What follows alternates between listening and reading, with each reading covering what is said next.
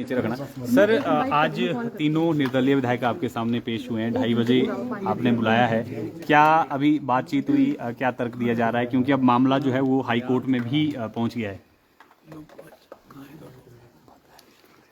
तीन जो निर्दलीय विधायक हैं, माननीय श्री दूरदर्शन जी और श्री आशीष शर्मा जी, इन तीनों ने 22 मार्च को लगभग 1:30-2 बजे के करीब सचिव विधानसभा के पास अपना रेजिग्नेशन दिया और उसके बाद मुझे मेरे निवास स्थान पर ये लगभग 3:30-4 बजे के करीब मुझे मिले, जहां मुझे भी उसकी कॉपी उन्होंने वहाँ पर दी। जो यहाँ पर जो उन्होंने रेजिग्नेशन दिया उसकी जो प्रेस रिपोर्टिंग है, प्रेस क्लिपिंग्स हैं, जो हमारी प्रोसीडिंग्स जो इनिशिएट हुई हैं उसका पार्ट है।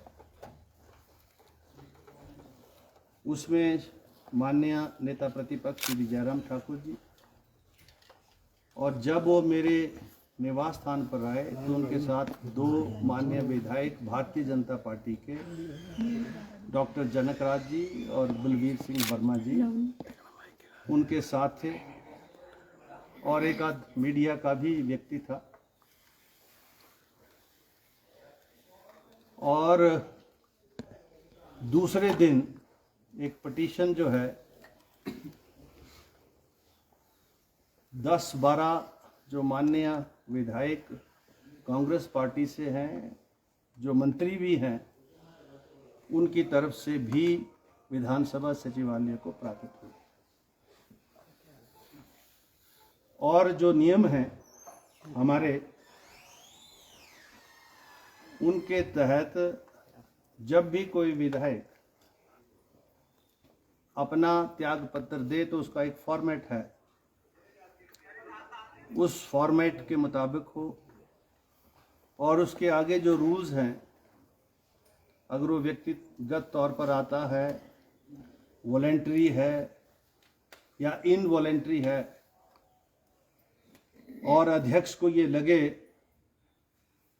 कि जिन परिस्थितियों में उसने त्याग पत्र दिया है उन परिस्थितियों की खोजबीन करना आवश्यक है, ज़रूरी है, संविधान के मुताबिक, लोकतंत्र के मुताबिक, तो अध्यक्ष जो है उसके लिए संवैधानिक तौर पर, कानूनन तौर पर अधिकृत है।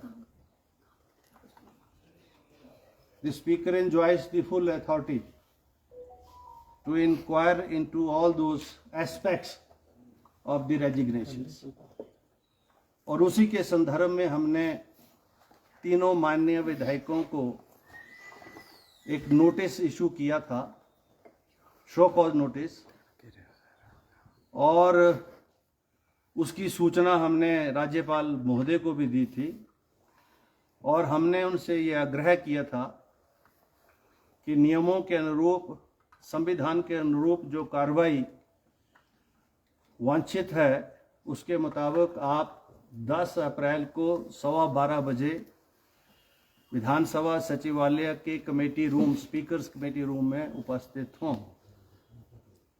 और जो नोटिस दिया गया उसका एक दिन पहले आप उसका जवाब दे दें, ताकि विधानसभा सचिवालय उस नोटिस को पढ़ने के बाद उसके ऊपर जो भी जानकारी प्राप्त करनी हो तो हम जो है इस पर्सनल इंक्वायरी में करें। अब वो तीनों माननीय विधायक अभी अपीयर हुए इन पर्सन, तीनों की हाजिरी मैंने रिकॉर्ड पर लगाई है, और मैंने जो नोटिस शो कॉज हमने दिया है उसके जवाब के बारे में उनसे पूछा तो उन्होंने कहा कि हमने जवाब इस संदर्भ में देना है। तो मैंने कहा दीजिए, तो उन्होंने समय मांगा है। यद्यपि मैं सारी प्रोसीडिंग्स को आगे की डेट दे सकता था, लेकिन मैं ये समझता हूँ कि विषय गंभीर है, इसलिए मैंने 2:30 बजे तक इसको एडजॉर्न किया है और 2:30 बजे फिर से दोबारा जो है ये जो है यहाँ कमेटी रूम में बैठकर प्रोसीडिंग्स होंगी और जवाब वगैरह जो भी आया होगा और उसके ऊपर जो आगे कार्रवाई बनती होगी वो किया जाएगा। तो आज क्या और अभी आपने एक प्रश्न और पूछा है कि माननीय उच्च न्यायालय में भी इस संदर्भ में आज रिट पिटीशन जो है इन मान्यों के द्वारा की गई है, तो उसकी जानकारी आपको होगी कि उस रिट पिटीशन जो माननीय उच्च न्यायालय में इन्होंने की है वो अभी लगी थी सुबह 11 साढ़े 11 बजे, जिस पर काफ़ी देर हाई कोर्ट माननीय उच्च न्यायालय ने सुनने के बाद उसको जो है 24 अप्रैल के लिए जो है उसको एडजॉर्न कर दिया है।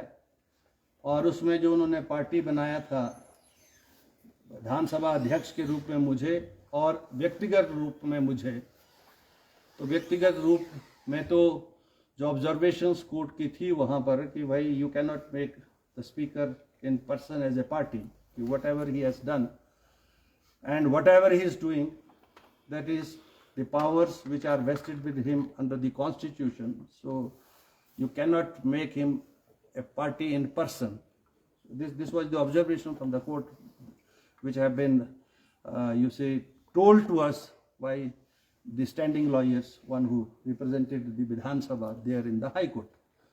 So what is the order that I have not seen? What is the writ petition copy I have seen?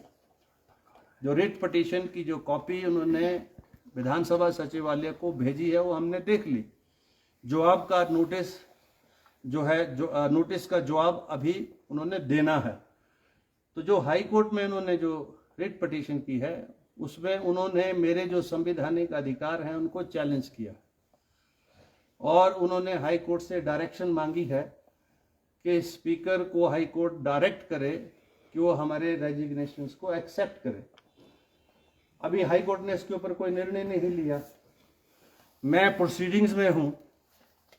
तो अब ये दो विषय आगे हैं। एक तो जो अधिकार कानूनन मेरे पास हैं, संवैधानिक तौर पर हैं, हमारी जो विधानसभा की जो प्रोसीजर है, रूल्स है, उसके मुताबिक जो प्रोसीडिंग्स ड्रॉ होनी है, एक वो विषय है। और दूसरा, अब मेरे उन सारे अधिकारों को चुनौती इस रिट के माध्यम से जो है इन माननीय विधायकों ने दी है और हाई कोर्ट ने उसमें कोई अभी तक ऑर्डर पास नहीं किया है। हमसे जवाब मांगा है तो हम उसका जवाब देंगे 24 तारीख को, और उसके बाद हाई कोर्ट माननीय उच्च न्यायालय का क्या निर्णय आता है वो 24 को ही पता लगेगा जब वो निर्णय आएगा।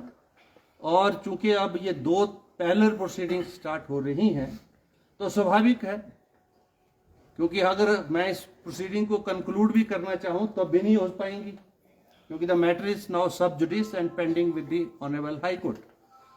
Unless the high court adjudicate upon this matter whereby they have challenged assailed my authority, and if anything comes from the high court in the manner in which they have desired, then certainly we have a right to approach the higher court also. अभी तक कुछ हुआ नहीं है, इसलिए मैं उस बारे में कोई टिप्पणी करना नहीं चाहता। ये माननीय क्या बोल रहे हैं क्या नहीं बोल रहे हैं मैं उस पर भी टिप्पणी नहीं करना चाहता। क्या इनके रेजिग्नेशन संवैधानिक तौर पर वाजिब जायज़ हैं, मैं इस पर भी नहीं बोलना चाहता, क्योंकि प्रोसीडिंग्स अभी पेंडिंग हैं। और एंटी डिफेक्शन लॉ के मुताबिक कोई भी चुना हुआ विधायक अगर वो आज़ाद प्रत्याशी के रूप में चुना जाता है या किसी दल से चुना जाता है और वो दल बदल करता है तो 10th शेड्यूल को अट्रैक्ट करता है।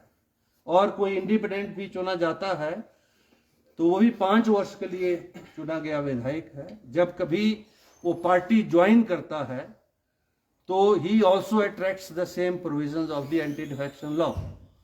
एक तरफ तो वॉलेंट्री रेजिग्नेशन है, दूसरी तरफ जो है ये विषय भी है। अब इन दोनों विषयों को जो है आगे हम इंक्वायरी के माध्यम से, हाई कोर्ट की प्रोसीडिंग्स के माध्यम से जो है हम देखेंगे और जो भी उचित निर्णय होगा उस समय पर हम देंगे। आप सबका बहुत बहुत आभार, धन्यवाद।